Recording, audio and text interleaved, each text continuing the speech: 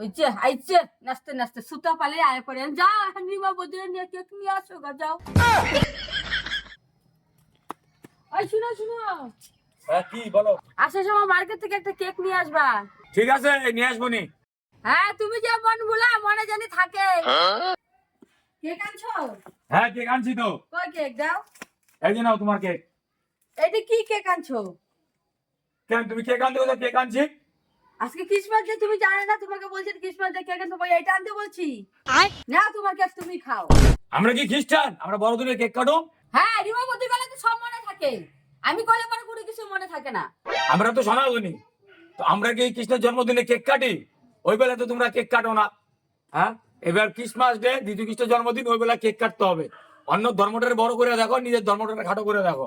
এখন থেকে যদি আজকের দিনে যদি কেক কাটো, তাহলে জন্মাষ্টমীতেও কেক কাটতে হবে। কি ব্যাপার আমাকে নিয়ে এত আলোচনা হয় কেন তোমাদের বাড়ি? আমি বাড়ি থেকে শুনতেছিলাম আইছে আইছে নাচতে নাচতে সুতা পালে আয় পড়ে যাও এখন রিমা বদিরে নিয়ে কেক নিয়ে আসো গা যাও। এই তাহলে যাই কেকটা নিয়ে আসি। হ্যাঁ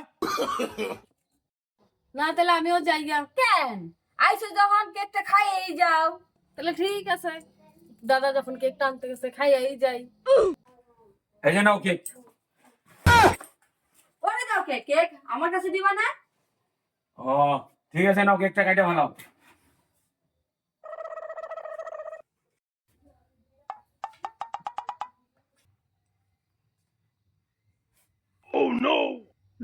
নাটক, কত নাটক। কেক আনাইলাম আমি, খাওয়ায় মানুষের বউরে।